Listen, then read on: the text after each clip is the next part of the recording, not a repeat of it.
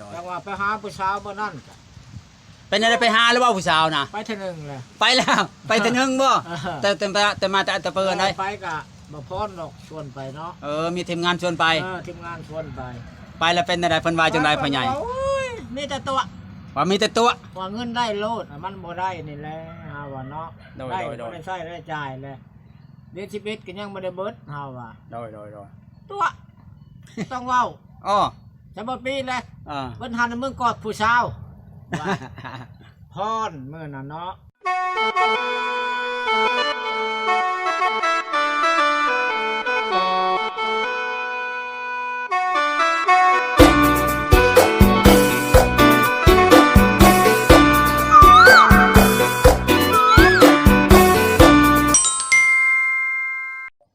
สบายดีพ่อใหญ่สบายดีแต่พ่อใหญ่มาแต่ตะเปือบ่ได้ไปหาพ่อใหญ่ยากพ่อใหญ่แม่นเลยโอ้ยยากน้ำงัวน้ำควายตอนนี้กำลังเกี่ยวข้าวกับฝนตกห่ำได้ข้าวเด้เอาขึ้นยังบ่แล้วเลยฝนตกห่ำนั่นนี่ปั่นช่องเทื่อแหละฝนตกห่ำเปียกโอ้ยว่าจะไปหาพ่อใหญ่ก็บ่ได้ไปโอ้ยว่าจังว่านี่แหละเป็นอะไรบ่ได้กลับแล้วบ่ตะเปือพ่อใหญ่กลับก็พูดแหละประมาณว่าเดือน2บ่เลยเดือน1อยู่ก่อนบ่ให้ลูกหลานไปแล้วเวียกแล้วนานก็เนาะหักจัก2-3 มื้อนี่ก็สิได้ไปปลูกอ้อยอยู่ได้ปลูกอ้อยใช่อยู่โรงด่านนี่แล้วบ่ได้ทำนั่นล่ะมันทำน่ะเขายังบ่ได้เปิดร้านดอกบ่ได้เงินบ่ได้มีเงินแหละ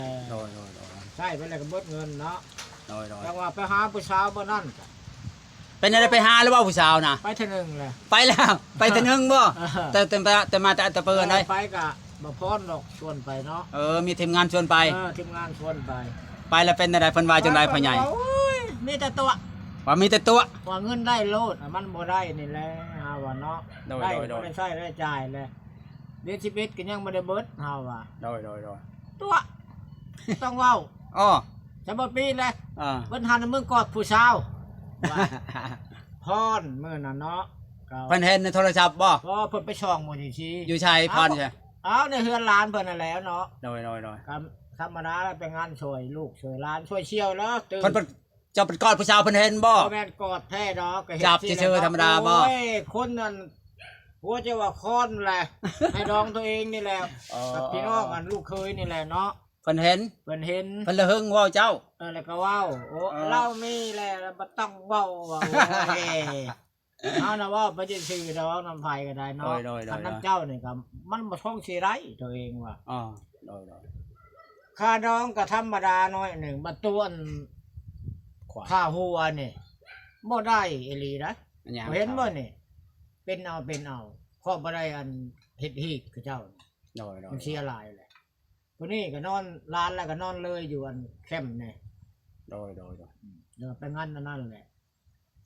บ้านนี่พร้านนั่นก็ฮักก็จะลองจองจอยก็ว่าจะกินฮีกนี่แหละแต่ว่ายอมอยู่ฮีกกับเจ้าน่ะป้าบ่ได้ครับพี่ลึกเนาะที่ลึกบ่ได้ฮักก็บ่เคยเห็นหยังว่าธรรมดามันก็คะแม่นว่าบ่อนอื่นก็เท่าปานนี้แหละเนาะสิหาล้านกับหมูตัวนึงก็แล้วไปสู่ตาหาโคตรนี่บ่ได้คำบ่ได้3ตัวเลยก็บ่ได้ยัง3ตัวควายน่ะควาย3ตัวคันคอดน้ำหมูบ้านเนี่ยใกล้สิเข้าดองได้คือเดือนนั้นนี่เอาควายมาขามความพวกพีก่อนตัวหนึ่งจะมาเว้าเรื่องดองอีกดองอีกตัวหนึ่งอีกมาตัวหนึ่งเอาไว้อีกตัวหนึ่งเอาเป็นหันแล้วตายซองเป็นหนึ่งเอาควายบุกทุนอื่นหลังกันเนาะโอ้ควายไม่ได้ทึกได้เนาะควายไม่ได้ทึกเลยควายซูเมอร์นี่ราคารับ2-3 หมื่นก็บ่ล่มแอกอยู่ห่างกับบ่ได้พี่กับเจ้านั่นจะมาดักเอาหัวเอาหางกับบ่ได้เอาเป็นโตมาเลยก็บ่ห้องนะข้อแล้วบ่ได้โตคนมาจากว่าแน่โอ้ยเจ้าว่าฮีดคนมาจากบ่ได้ดีนะแล้วก็ใส่ครับอ้ายละวานนี่ก็บ่ได้เขียวไอ้บ่ได้ฆ่าพี่กูมันฆ่าเป็นแต่เฮือนเขาผู้อื่นก็บ่เป็นหยังเขาว่าบ่อื่นก็ธรรมดาอยู่ป้าปานำเขากินความหัวเนาะความหัวพี่เขามีควาย2 โต 3 โตโอ้ตัวนี้มันก็สิบ่ไหวแล้วไผก็ได้เป็นจังได๋แม่ใหญ่เหี่ยวเพิ่นว่าจังได๋เพิ่นก็มีแต่ให้ไปขออย่างเดียวคันมัก เพิ่นเพิ่นก็ว่าคำว่านั่นเอาเงินมาโลดว่าเอาเงินมาก็ไปนอนบ่ไรบ่ได้นะเพราะว่านอนอยู่ตารางบ่โตบ่แม่นได้มาสิมานอนอยู่ตาราง เพิ่นว่าเอาเงินมาละลายบ่ได้เอาได้ก็ไผสิบ่เงินเนาะมันสิห้องคือก็คือเกียรติจำจะขอเท่านั้นได้จ้ะดอกคันคอกับล้านหานึง5ว่าหมู่ตัวนึงเป็นจังสิบ่ได้เนาะขอสิก่อนบ่ได้เอาเงินมาให้เบิ่งสิก่อนสิยังเบิ่งยังบ่เคยเห็นหน้าเงินเฮาเชื่อบ่เชื่อบ่เชื่อโดยบ่เชื่อแล้วก็ยาเฮาว่าเนาะเว้าแล้วจ้อๆแจ้ๆมันก็บ่ได้หามันก็บ่ง่ายปานใดเนาะเงินโดยหาใบไม้มันก็ยังยากเฮาว่าก็ซื้อทางเงินเจ้าก็อื่นเว้าโดยเว้าหลายแล้วเนาะเพิ่นเอาเว้าก็เว้าบ่พรระบบเอาแล้วว่าไม่ใหญ่เหี่ยวไม่เหี่ยวเฮ็ดแล้วเอาเฮ็ดกะยาลาวอีกตามลาวเนาะก็เว้าก็ว่าเอาก็บ่ยอมบ่ได้แหละก็บ่ได้เนาะคันรถบ่ได้แล้วก็สิบ่มีเงินมีทองเนาะมีเงินมีทองนั่นแหละไผสิช่วยเฮาพ่อแม่ก็ตายเบิดแหละเฒ่าปานนี้ได้แต่งปานว่าวัยรุ่นเนาะธรรมดามันซ้ำนี่แหละเนาะคำเชื่อแล้วก็มือ3แหละ3และ2แหละเฒ่าแล้วเนาะ2ผัวนี่3ผัวคำว่าเฮาเอาก็ได้ก็ยังสิเว้าคือเก่ามันบ่มีผู้เอาเฮือนนั่นน่ะมันย่านฮีดนี่แล้วแม่นธรรมดามันห้างใหม่ใช่เนาะเท่าปานนี้เนี่ย4-5 ล้านหมูตัวนึงก็แล้วก็เคยเห็นหลายอยู่ทำนี่เนาะไปสู่ตาหาโคตรบ่ได้คำบ่ได้คือว่านี่ก็บ่ได้เลยก็ยังยอมไปเลยเฮาว่าเนาะถ้ามันได้คำบ่เจ้าว่าโอ้ยเฮาเลยก็มีผู้ใหม่เลยก็เอาบ่เท่านั้นแล้วเว้าเนาะบอกแล้วฮะบอกไม่ใช่เฮียฮะแล้วเนาะคำว่าอยากได้จ้อๆแจ้ๆมันบ่มีนี่แหละเงินคำเนาะมันบ่เว้าคือหมู่ฮะว่าเจ้านี่ก็ครับเชื่อกับมือ3ตัวนี้แหละรุดแล้วน่ะค่ะเนาะบ่ได้นะโพดเนาะก็โพดเขาจะโพดตะลีเพื่อนชาติเขาจะโพดฆ่าแล้วจังว่าเราบ่ว่าน้องเฮาว่าเนาะเอาได้มันบ่ได้น้ำโตฮีดคลองนี่แหละฮีดคอนธรรมดาบ้านเมืองยังคือเนาะคือคำเนี่ยเพิ่นยังเว้าอยู่บ่คำมันเว้าคำ2ฉลึงบ่เพิ่นว่าบาทมันเลยหักถอก2ฉลึงคำบาท1 2ฉลึงบาทฉลึง1ก็20กว่าล้านเฮาว่ามัน40 ล้านเลยบาทนึงนี่คำบาท1ควาย3โต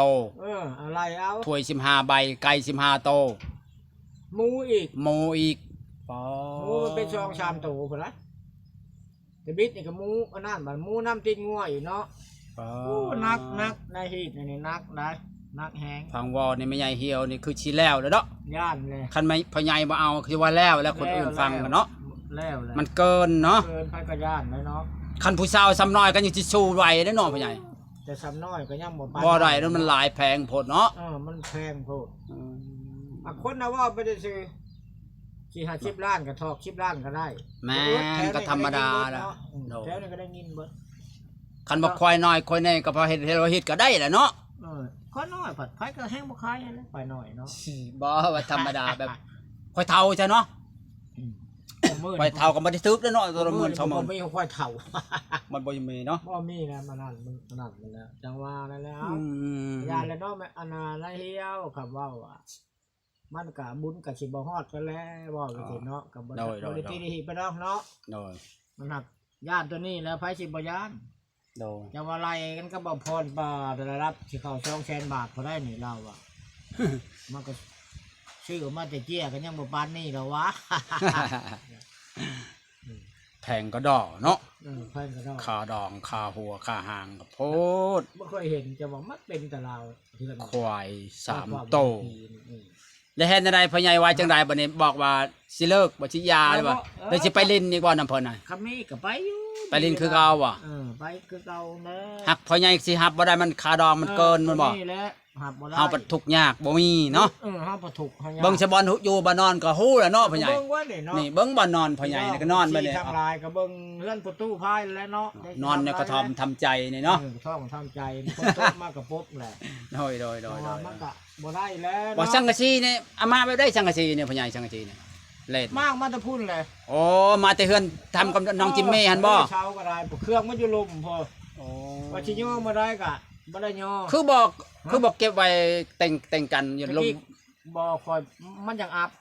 ตะกี้เขาก็เต็งกันอยู่นะ อัพแบบใด เต็งกันมาจังอัพนะ ซีมันฮะ บ่มันก็จะเป็นอะไรชักสิเต็งกันบ่คืออยู่นํเขาได้มันจะเข้าเมียงฮักอันนี้บ่เข้าเนาะรุ่นนี่เนาะตะกี้เขาก็เต็งกันนั่นแหละเขาก็ย้ายมาก่อนว่าเพราะตะกี้ก็ว่านั่นเตรียมไว้แล้วบางทีก็บ่ได้ไปง่ายก็มาจะปลูกอ้อยสิย่อละมื้อนึงได้12เดือน11นี่ยังบ่เบิดได้นี่ ย่อก็ชงข่าวในเด้อ ชงเอาแล้ว ชงข่าวในเด้อสิเอาไก่เอากามาซอยเรือได้ ธรรมดา มี มี เป็ดก็จะเอาเป็ดมาซอยพอให้หมู่ครูได้กินเนาะว่าใหญ่ชงข่าวแน่ได้เฮาก็สิซอยเรืออยู่ดอกคันมี ลูกเคยมื้อนี้แหละเขาเป็นอยู่บ่แม่นสิจ้างสิว่านเขาเจ้าดอกบ่ได้ทำข้าวพ่อก็สิมุงหักข้าวเก่ามันก็ยังหลายอยู่ดอกของมากมาได้เบิดผมก็แช่น้ำไว้ก็เอาไว้อยู่พุ่นแค่นั้นเลย บอกแม่ใหญ่ ฮะ แล้วบอกแม่ใหญ่เหี่ยวจังไดโอ้ยฮับบ่ได้บ่สิว่าเจ้ามันเว้าเกินเวลาว่าจังได๋บ่หายจ้ะบ่ เพราะว่าสำนั้นแล้วก็ให้แหละ หายไปเลยเพิ่น นี่ หาย ว่าจะได้เงินมาจะได้บ่ได้เงิน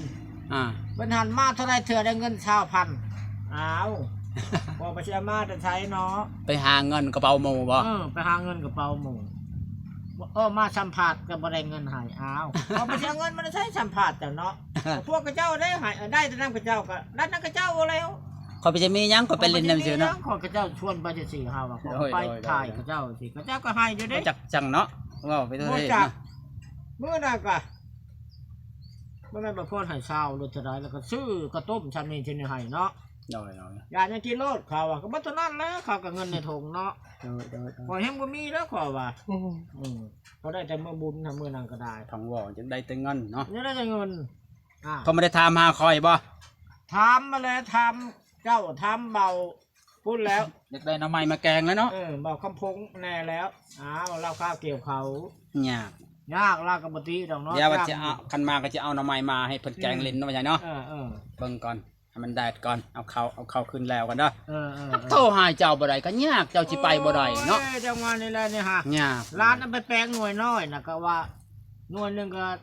พวกสัมผัสเก่าอันแปลงน่ะจักแปลงตัวใด เอาเงินไปซื้อชายชากเข้าแล้วมาประชาบอกเข้าไปแปลงอีกก่อนว่าแต่ว่าอะไรค่าแหละบ่ได้ก็แปลงตัวน้อยนะว่ามาใส่ตัวเก่าหน่อยฮะว่าพอได้โทรบ่ได้มักไปหรอกสัมผัสสิผิดนะ เอาทำตั้งโต๊ะนี่แหละมันหงายนะว่าใหญ่ ตั้งโต๊ะแหละของเฮาบ่ได้มีธุรกิจจังเนาะ โดย บ่ได้จะเบิ่งเนาะว่าผู้แสดผู้สาวเนาะเขาเห็นเพิ่นแฮงแหละแต่ว่าเขาเห็นเขาก็ยังเปียตายแถววันนี่ บ่พ่อใหญ่ ฮะ คันว่าหับบ่ได้แล้วค่าดองแพงเพิ่นก็ไปหาผู้ใหม่เท่านั้นแหล้ว ว่า ผู้สาวบ่ได้อึด บ่ได้อึด บ้านเฮาก็มีได้พ่อใหญ่ 2-3 คนเนี่ยเขาบอกให้ไปเล่นนำดูผู้สาวยังนมจะได้นมก็ไม่ใช่เหี่ยวอีก น่ะ นมก็ไม่ใช่เหี่ยวอีกได้เขาบอกให้เจ้าไปเล่นหรือไปบ่พ่อใหญ่เดี๋ยวสิมารับวางๆพุ่นแล้วให้แล้วเขาแล้วน้ำก่อนเนาะ ไป บางทีวัน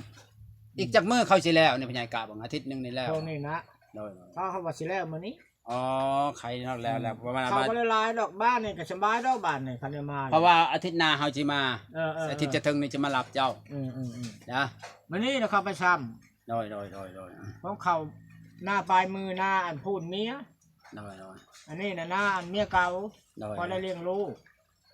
โดย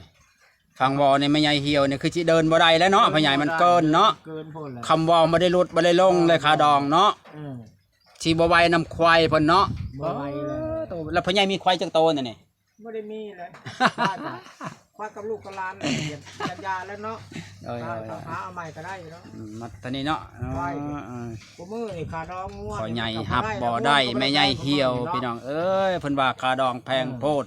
ควาย3โตเงินเท่าไหร่ก็30ล้านบ่เพิ่นว่า พุ่นแหละ 30ล้านคำ1บาททอดช่องสลึงหนักตัวควายนี่โอ้โธ่หนักเติบ บาท คันเป็นไรคักๆนะไม่ได้น้อยนะควาย3โตเนาะพ่อใหญ่ น้อยแล้ว โอ้ฟังวอนี่ บ่ไหวแล้ว ครับบ่ได้เนาะถือว่า ทำบ่ได้ แสดงว่าเป็นโมเป็นโคเป็นเพื่อนกันกันเนาะพ่อใหญ่ เป็นดองคือเก่า เป็นดองคือเก่าเนาะมื้อนี้ก็บ่มีหยังหลายสิทำพ่อใหญ่จบคลิปซำนี้เนาะพ่อใหญ่เนาะบ๊ายบาย สบายดี สบายดี